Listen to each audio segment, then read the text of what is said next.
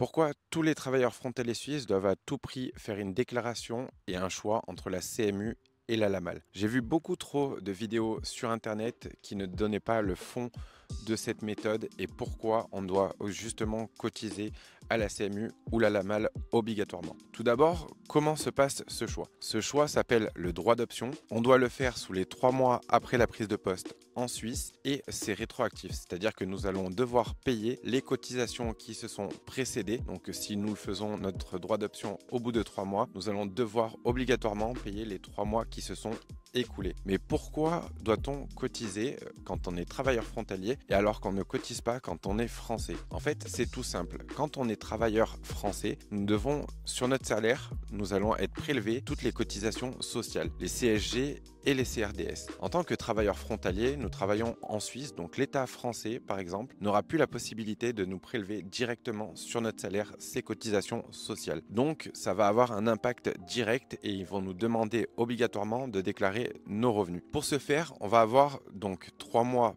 pour choisir entre le côté français et le côté suisse, donc la CMU, la CNTFS, la PUMA du côté français, mais également la LAMAL du côté suisse. Ce choix peut avoir un grand impact sur nos finances quand on est travailleur frontalier. Car si vous ne le savez pas déjà à l'heure actuelle, pour réexécuter ce nouveau choix, il n'y a que très peu de possibilités. Il faut changer d'employeur et faire une déclaration à Pôle emploi pour avoir un jour indemnisable à Pôle emploi ou passer par un statut de résident provisoirement et revenir habiter à la frontière par la suite. Donc ce choix peut avoir un grand impact et il va dépendre de nos revenus que nous allons avoir. Maintenant, pour parler un peu plus précisément de la CMU. La CMU va se baser sur notre revenu fiscal de référence annuellement que nous pouvons faire baisser par diverses méthodes, notamment les frais réels. C'est pour ça qu'il est très intéressant de faire des évaluations. D'ailleurs, j'en propose au sein du cabinet pour lequel je travaille. Mais en fait, on va faire des évaluations pour estimer s'il est possible de faire réduire ce revenu fiscal de référence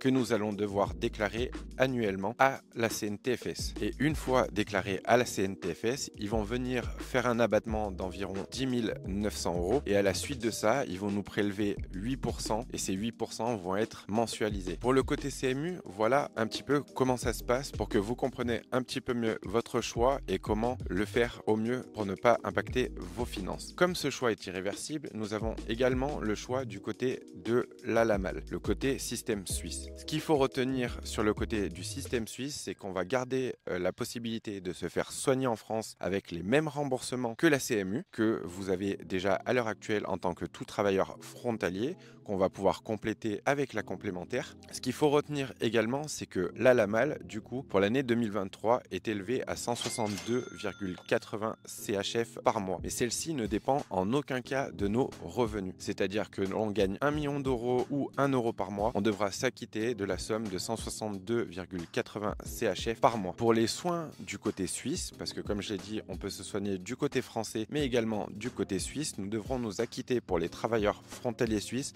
d'une franchise de 300 CHF. C'est-à-dire qu'on va devoir sortir de notre poche 300 CHF avant que commencent à appliquer les remboursements de la LAMAL. Une fois cette franchise payée, il va nous rester quand même toujours 10% de quote-part à régler. Cette quote-part doit s'élever jusqu'à 700 francs de quote-part, donc 7000 francs de soins, avant de commencer à avoir les remboursements intégral de Elzana dans la limite de leur plafond. Tout comme en France, il faudra ajouter à ceci une complémentaire soit du côté français, soit une complémentaire qui va agir du côté français et du côté suisse. Mais ça va vraiment dépendre du coup de vos choix et surtout de vos besoins en termes de santé. Je pense avoir fait à peu près le tour pour que vous compreniez au mieux justement la possibilité que vous avez en tant que travailleur frontalier et ce droit d'option que vous avez l'obligation de remplir. Si tu veux faire une estimation sur ton profil ou essayer d'évaluer s'il y a la possibilité de faire réduire tes cotisations à la CMU, à la CNTFS sur les 3 dernières années, je t'invite directement à me contacter sur les réseaux et on pourra échanger ensemble